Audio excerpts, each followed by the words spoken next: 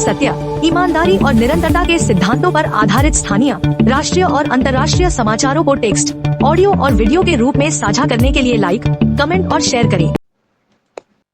अब संक्षिप्त समाचार सुनिए। SIR के दौरान काम के कथित दबाव से BLO की मौतों पर विवाद। अनुच्छेद 240 क्या है, जिसके दायरे में चंडीगढ़ को लाना चाहती है मोदी सरकार?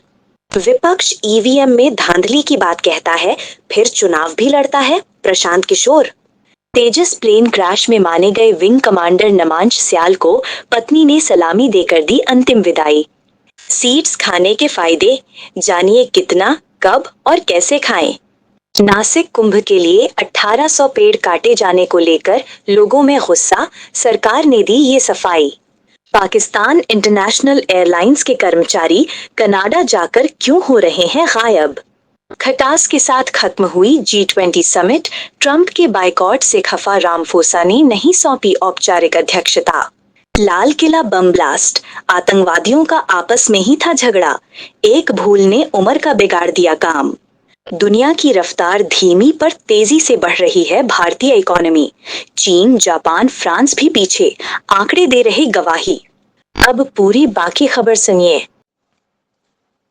पश्चिम बंगाल में मतदाता सूची के स्पेशल इंटेंसिव रिवीजन SIR की प्रक्रिया के दौरान काम के दबाव से बूथ लेवल ऑफिसरों BLO की मौतें लगातार बढ़ रही हैं। नदिया जिले में महिला BLO रिंकू तरफदार की मृत्यु के बाद राज्य में ऐसी मौतों की संख्या 3 हो गई है, जबकि कई अन्य लोग ब्रेन स्ट्रोक या मानसिक तनाव के कारण अस्पताल में भर्ती हैं। पुलिस के अनुसार रिंकू तरफदार ने अपने सुसाइड नोट में चुनाव आयोग को जिम्मेदार ठहराया है। राज्य के विभिन्न जिलों में कई BLO बेहोशी, ब्रेन स्ट्रोक और मानसिक तनाव के कारण बीमार होकर अस्पताल पहुंचाए गए हैं। इसी दौरान देश के 12 राज्यों में कुल 15 BLO की मौत का दावा किया गया है। केंद्र सरकार ने चंडीगढ़ को भारतीय संविधान के अनुच्छेद 240 के दायरे में लाने और इसके लिए 131वां संविधान संशोधन विधेयक 2025 संसद के शीतकालीन सत्र में पेश करने का प्रस्ताव रखा है। इस प्रस्ताव के अनुसार चंडीगढ़ में LG लेफ्टिनेंट गवर्नर की नियुक्ति संभव हो जाएगी। वर्तमान में चंडीगढ़ का प्रशासन पंजाब के राज्यपाल देखते हैं। इस प्रस्ताव के सामने आने के बाद पंजाब के मुख्यमंत्री भगवंत मान, कांग्रेस और अन्य विपक्षी दलों ने इसका कड़ा विरोध किया। बढ़ते विवाद को देखते हुए गृह मंत्रालय ने सफाई दी कि प्रस्ताव अभी विचाराधीन है और कोई अंतिम निर्णय नहीं हुआ है। बिहार विधानसभा चुनाव में जनसुराज पार्टी के संस्थापक प्रशांत किशोर बड़े दावों के साथ उतरे थे और सभी 243 सीटों पर उम्मीदवार खड़े किए थे, लेकिन पार्टी एक भी सीट नहीं जीत सकी। परिणामों में NDA ने 202 सीटें जीतकर भारी बहुमत हासिल किया। चुनाव से पहले ही जनसुराज को झटके लगने लगे थे। कई उम्मीदवारों ने नामांकन वापस ले लिया, जिसके बाद हालात उनके लिए चुनौतीपूर्ण होते गए। चुनाव के बाद अपने इंटरव्यू में प्रशांत किशोर ने स्वीकार किया कि उनकी पार्टी चुनावी सफलता हासिल नहीं कर सकी और 5% वोट भी प्राप्त नहीं कर पाई। दुबई एयर शो के दौरान भारतीय वायुसेना का तेजस फाइटर जेट क्रैश हो गया, जिसमें विंग कमांडर नमांश स्याल की दुखद मृत्यु हो गई।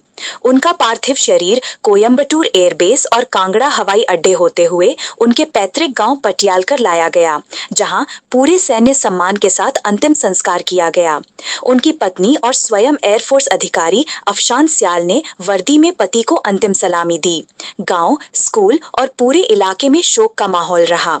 भारतीय वायुसेना ने हादसे को अपूरणीय क्षति बताते हुए कोर्ट ऑफ इंक्वायरी की घोषणा की है। भारत में हाल के वर्षों में YouTube और सोशल मीडिया पर हेल्थ इन्फ्लुएंसर्स और फूड गुरुओं की संख्या तेजी से बढ़ गई है। इनके वीडियो में पंपकिन, चिया, सनफ्लावर, फ्लैक्स और तिल जैसे बीजों को सुपर फूड बताकर उनके फायदे बताए जा रहे हैं, जिनके लाखों व्यूज मिल रहे हैं। इसी के चलते आम लोगों में भी इन बीजों को खाने का चलन बढ़ा है। पोषण विशेषज्ञों का मानना है कि ये बीज fibre, healthy fats, protein, vitamin और एंटीऑक्सीडेंट के अच्छे स्रोत हैं और हृदय, डायबिटीज, इम्यूनिटी, हड्डियों और महिलाओं की सेहत के लिए लाभकारी हो सकते हैं।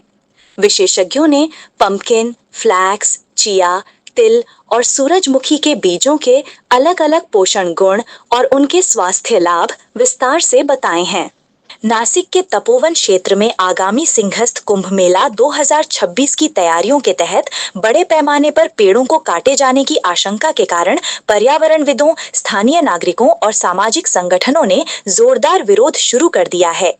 नगर निगम ने लगभग 1825 पेड़ों को चिन्हित किया है, जिनमें से कई पुराने, बड़े और जैव विविधता के लिए अत्यंत महत्वपूर्ण बताए जा रहे हैं।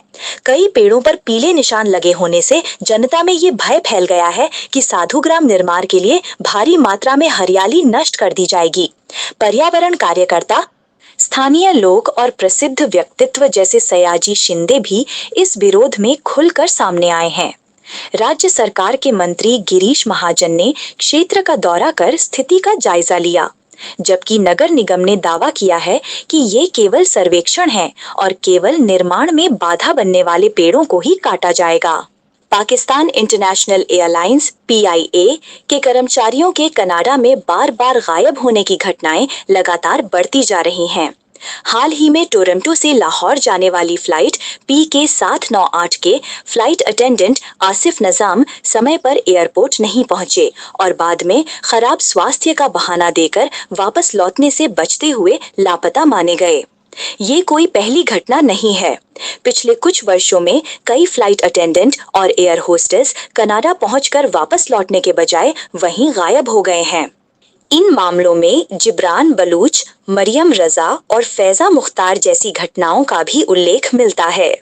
दुनिया की सबसे शक्तिशाली अर्थव्यवस्थाओं के समूह G20 की दक्षिण अफ्रीका में आयोजित बैठक अभूतपूर्व विवाद और तनाव के बीच समाप्त हुई।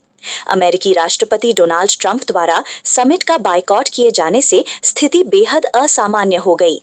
अगले अध्यक्ष अमेरिका की गैर मौजूदगी के कारण मौजूदा अध्यक्ष और दक्षिण अफ्रीका के राष्ट्रपति सिरिल रामफोसा ने स्वयं गेवल बजाकर समिट के समापन की घोषणा की। दिल्ली के लाल किले के पास 10 नवंबर को हुए कार विस्फोट में शामिल हुंडई i20 चलाने वाला आरोपी उमर उन नबी अब जांच का मुख्य केंद्र है। इस धमाके में 15 लोगों की मौत हुई और कई घायल हुए। जांच में पता चला है कि उमर और उसके साथी अदील अहमद राठेर दोनों सफेदपोश आतंकी मॉड्यूल का हिस्सा थे, लेकिन उनके बीच गंभीर मतभेद चल रहे थे, जिसके कारण उमर अदील की शादी में भी शामिल नहीं हुआ। वैश्विक स्तर पर युद्ध, अस्थिरता और आर्थिक सुस्ती के बीच भारतीय अर्थव्यवस्था तेज गति से आगे बढ़ रही है।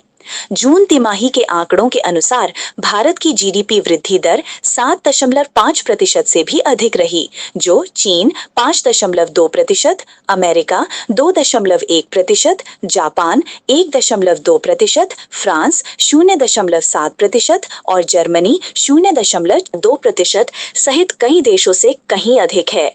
हार्वर्ड के अर्थशास्त्री जेसन फरमैन ने भी अपने ग्राफ में दिखाया है कि कोविड-19 के बाद भारत सबसे तेजी से बढ़ती अर्थव्यवस्था बनी हुई है, जबकि अमेरिका, चीन और यूरोपीय देशों के प्रदर्शन में सुस्ती है। IMF के ताजा आंकड़े भी भारत को दुनिया की सबसे तेजी से बढ़ती मुख्य अर्थव्यवस्था बताते हैं।